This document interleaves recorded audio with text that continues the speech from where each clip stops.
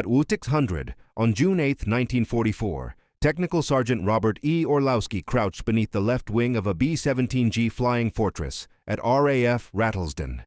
He watched fuel drip from a SEAL he had just replaced, knowing that in 12 hours, this airplane would carry 10 men into combat over France. He was 26 years old, with 3 years as an aircraft mechanic, but 0 missions flown. The 447th Bomb Group had lost 21 B-17s in April alone. Only the bloody 100th had lost more bombers in a single month. 11 crew chiefs had watched their fortresses go down. Most crews never came back. Ori tightened the seal and moved to the number 3 engine. The Wright R-1820 Cyclone had logged 42 hours since its last oil change. He pulled the dipstick clean. No metal fragments, but that meant nothing. Engines failed without warning. Hydraulic systems ruptured mid-flight. At any given moment, half the B-17s at Rattlesden were grounded with mechanical problems. This particular fortress had arrived 2 days earlier. Serial number 4337756. No name yet, no mission marks. Just another replacement aircraft in a bomb group burning through fortresses faster than Boeing could build them. Orlowski's job was simple. Keep this airplane flying. Every inspection, every repair, every system check. The crew that flew this fortress would depend on his work to bring them home. 10 men, 10 lives. His responsibility. He climbed onto the wing and opened the cowling on the number 2 engine. The ignition harness needed checking. He traced every wire with his fingers, searching for fraying, corrosion, any sign of weakness. One failed wire could cause an engine fire. One engine fire could force an abort. The 447th had flown its first mission on Christmas Eve, 1943. Since then, the group had lost dozens of aircraft. Some to flak, some to fighters, but many simply turned back with mechanical failures, fuel leaks, engine problems, hydraulic failures. A bomber that aborted was a bomber that did not drop its bombs. Ori had learned his trade at technical schools across America. Engine mechanics, hydraulics, electrical systems. 18 months of training before he ever touched a combat aircraft. Now he was responsible for every system on this fortress. 4 engines, fuel system, hydraulics, electrical, oxygen. Every component had to work perfectly every time, or men died. The navigator on the first crew assigned to this aircraft was August Altis, a transfer from the 15th Air Force in Italy. When Altis and his crew returned from their first mission over Berlin on June 21st, someone asked what they thought of flying out of England compared to Italy. Altis said it was a milk run, easy routine. The crew named their aircraft Milk Wagon. They painted a cartoon cow on the nose. Between the words milk and wagon. For every mission the fortress completed, they would paint another milk bottle on the fuselage, white bottles on a black background. Orlowski thought it was stupid. A cow. Milk bottles. But the name stuck. And now this silly cartoon was his responsibility too. He finished the engine inspection and climbed down. The morning briefing would start soon. The ground crews would load bombs and ammunition, 5,000 ton. Rounds of 50 caliber ammunition, 2,500-pound bombs, 2,400 gallons of fuel. Orlowski walked around the fortress one more time. He checked the landing gear, the tire pressure, the brake lines. He inspected the control surfaces. Everything moved smoothly, but he knew the statistics. B-17s averaged 30 accidents per 100,000 flight hours. Half of all fortresses in the 8th Air Force were out of commission at any given time. Some waited for parts, some for repairs. Some would never fly again. He stood back and looked at the fortress. The cow looked ridiculous, but this was his airplane now, his responsibility. That morning he made a decision that would define the rest of his war. Every other crew chief at Rattlesden maintained their assigned aircraft. They performed the required inspections. They fixed the problems they found. They did their jobs. Ori would do more. He would inspect every system before every mission. Not just the required checks. Everything. He would replace parts before they failed. He would catch problems before they became emergencies. He would turn this cow-painted fortress into the most reliable bomber in the 8th Air Force. On July 19, 1944, Milk Wagon was scheduled to fly to a synthetic oil plant in Germany. That morning, 3 other B-17s at Rattlesden aborted before takeoff with mechanical problems. By noon, 2 more had turned back over the channel. One with engine trouble, one with hydraulic failure. Orlosky watched them return. He knew those crew chiefs, good men, skilled mechanics, but their fortresses had failed. Milk Wagon took off at 07:30. Ori watched from the hardstand as the Fortress climbed into formation with 35 other B-17s from the 447th. The mission lasted 8 hours. The target was hit. The bomber returned without damage, no mechanical problems, no systems failures, no abort. One mission. Complete. One milk bottle painted on the nose. Ori had the aircraft back in 20 hours. He performed a complete post-flight inspection. He checked every engine cylinder for cracks. He tested every hydraulic line for leaks. He inspected every electrical connection. He found nothing wrong. The Fortress had performed perfectly, but perfect meant nothing if it could not be repeated. Over the next 3 weeks, Milk Wagon flew 7 more missions: Berlin, Merseburg, Munich. Every flight lasted between 6 and 9 hours. Every flight exposed the aircraft to flak, fighters, and the brutal stress of combat formation flying. And every flight, the Fortress returned without mechanical failure. 8 missions, 8 milk bottles, 0 aborts.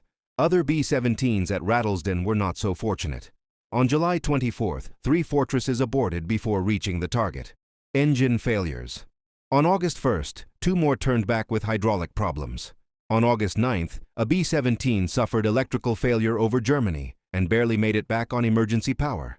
Orlosky studied every abort. He talked to the other crew chiefs.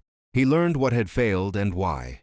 Fuel pumps, oil coolers, supercharger regulators, ignition systems, hydraulic actuators. Every failure taught him something about what could go wrong, and he applied those lessons to Milk Wagon. He began replacing parts before they reached their service limits. Oil filters every 25 hours instead of 50. Spark plugs every 100 hours instead of 200. Hydraulic seals at the first sign of seepage. He kept detailed maintenance logs. He tracked every component. He knew the history of every part on the aircraft. The other crew chiefs thought he was obsessive. They followed the technical manuals. They performed the required maintenance. They fixed problems when they appeared. Orlosky went further. He inspected components that did not require inspection. He tested systems that were not scheduled for testing. He spent hours tracing wiring, checking connections, hunting for problems that had not yet manifested. By September, Milk Wagon had flown 20 missions. 20 milk bottles on the nose, 20 successful missions without a single mechanical abort, the longest streak in the 708th bomb squadron. The pattern continued through autumn.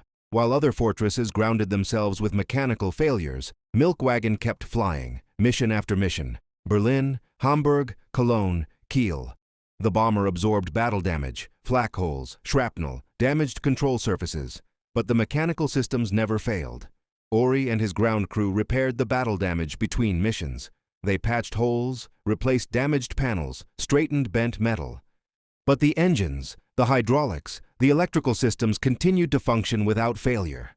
October brought worse weather. Missions through clouds and ice.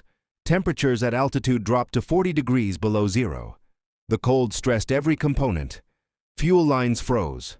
Hydraulic fluid thickened. Electrical systems became brittle. Other B-17s began aborting with cold weather failures. Milk Wagon kept flying. By November, the Fortress had completed 50 missions. 50 milk bottles lined the fuselage. The longest uninterrupted mission streak in the 447th Bomb Group. The longest streak in the 3rd Air Division. Possibly the longest streak in the entire 8th Air Force. Orlosky received orders to report to the group engineering officer. He walked to headquarters expecting a reprimand. Excessive maintenance, unauthorized part replacements, using resources that could have been spread across multiple aircraft. Instead, the engineering officer asked him how he was doing it. Orlosky explained his process: pre-mission inspections beyond the technical manual requirements, preventive part replacement, detailed maintenance logs, constant monitoring of every system. The engineering officer listened. He did not order him to change his methods. He did not criticize the extra maintenance. He simply told Orlosky to continue what he was doing. Milk Wagon was now the most reliable bomber at Rattlesden. When other aircraft aborted, Milk Wagon completed the mission. When mechanical failures grounded half the bomb group, Milk Wagon was ready to fly. By December 1944, Milk Wagon had flown 70 missions. The Fortress was approaching the highest mission count of any B-17 in the European theater. and the war was far from over. On December 16th, Germany launched a massive counteroffensive through the Ardennes forest. The Battle of the Bulge had begun. The 8th Air Force would fly maximum effort missions against German supply lines. Every available bomber would be needed, including Milk Wagon. Ori performed his pre-mission inspection on December 24th, Christmas Eve. The temperature on the flight line was below freezing. Ice covered the wings. He checked the oil one more time. He tested the hydraulics one more time. He inspected the electrical connections one more time. Everything appeared normal, but the mission ahead would be brutal. The weather forecast predicted heavy clouds over Germany, icing conditions above 15,000 feet, limited visibility. Milk Wagon took off at 800. The mission was a strike against German rail yards near Cologne. The 8th Air Force sent over 700 B-17s, the largest Christmas Eve mission of the war. The mission lasted 9 hours. Milk Wagon returned at 1700 hours. No mechanical failures. Mission 71 complete. Another milk bottle added to the fuselage. The cow-painted Fortress had now flown more consecutive missions without abort than any other B-17 in the 447th bomb group. But the Battle of the Bulge continued. The weather remained terrible. Snow, ice, fog. Ground crews worked in conditions that made routine maintenance nearly impossible. Engines refused to start in the cold. Hydraulic fluid turned to sludge. Electrical systems failed from moisture and ice. Orlosky adapted. He preheated the engines before every mission. He drained and replaced hydraulic fluid more frequently. He sealed electrical connections with extra insulation. He worked longer hours. He slept less. He refused to let weather become the reason Milk Wagon aborted. Between December 24th and January 1st, Milk Wagon flew 6 missions. 6 missions in 8 days. 6 successful missions without mechanical failure. Other B-17s aborted regularly. Cold weather problems, ice accumulation, frozen control surfaces. But Milk Wagon kept flying. By January 1945, the Fortress had completed 80 missions. 80 milk bottles. The other crew chiefs at Rattlesden had stopped questioning Orlosky's methods. They watched him work. They saw the results. Some began adopting his techniques: preventive maintenance, more frequent inspections, early part replacement. But none matched his obsession. None spent as many hours on pre-flight checks. None tracked component history with his level of detail. None could replicate what he had achieved with Milk Wagon. The war entered its final phase. Allied armies pushed deeper into Germany. The 8th Air Force shifted targets: oil refineries, transportation hubs, marshalling yards. The mission tempo increased. More sorties, shorter turnaround times, less time for maintenance between flights. Orlosky maintained his standards. Every inspection remained thorough. Every system check remained complete. Every component received the same attention it had received since June. He would not compromise. He would not cut corners. Not with 90 missions complete. Not when the record was within reach. By February, Milk Wagon had flown 100 missions. 100 milk bottles covered both sides of the fuselage. The cow looked small now, dwarfed by the mission markers. The Fortress was famous across the 3rd Air Division, the bomber that never turned back, the most reliable B-17 in England. Newspaper correspondents came to Rattlesden to photograph the aircraft. They interviewed the flight crews. They asked about the secret to Milk Wagon's success. The pilots credited the airplane itself. The navigators praised its reliability. The gunners talked about luck. None mentioned Orlosky by name. He preferred it that way. He was not flying the missions. He was not dropping the bombs. He was not facing the flak and fighters. He was simply maintaining an aircraft, doing his job, keeping the Fortress flying. But his superiors noticed. On March 15, 1945, Orlosky received orders to attend an award ceremony. He reported in his cleanest uniform, unsure what to expect. The group commander read the citation: Bronze Star Medal for exceptionally meritorious service for maintaining B-17G serial number 4337756 through over 100 combat missions without a single mechanical abort. The medal was pinned to his uniform. The ceremony lasted 10 minutes. Photographs were taken. Hands were shaken. Then Orlosky returned to the flight line. Milk Wagon was scheduled to fly the next morning. The engines needed checking. The hydraulics needed testing. The electrical systems required inspection.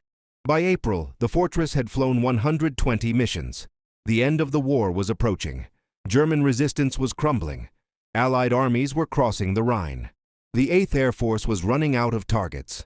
On April 19, 1945, Milk Wagon flew Mission 128, a strike against a marshalling yard at Ingolstadt, Germany. The mission was routine, light opposition, no damage. The bomber returned without incident. 2 days later, on April 21st, Milk Wagon was scheduled for Mission 129. The target was another marshalling yard at Ingolstadt again, the same target as 2 days earlier. German rail traffic was still moving through the area. The 8th Air Force wanted it destroyed completely. Orlosky performed his pre-flight inspection at 0500 for Mission 129. He checked the engines, the hydraulics, the electrical systems, the control surfaces. Everything functioned normally. The fortress was ready. But something felt different that morning. The war was ending. Everyone knew it. German forces were collapsing across the front. Soviet armies were in Berlin. American forces were deep into Bavaria. This might be one of the last combat missions the 447th Bomb Group would ever fly.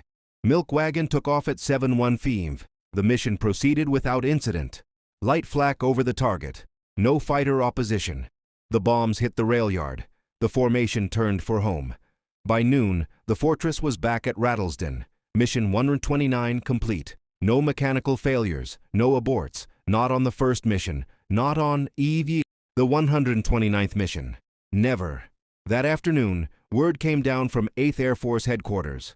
All combat operations would continue until Germany surrendered, but the mission tempo would decrease. Targets were becoming scarce. Resistance was minimal. The bombing campaign that had devastated Germany for 3 years was entering its final days. Milk Wagon sat on the hardstand at Rattlesden, 129 milk bottles painted on the fuselage. The cartoon cow was barely visible behind the mission markers. The most successful B-17 in the 3rd Air Division, possibly the most reliable bomber in the entire war. Orlosky continued his maintenance routine. He inspected the engines. He checked the systems. He prepared the aircraft for the next mission. But no new missions came. April 21, 1945, had been Milk Wagon's last combat flight.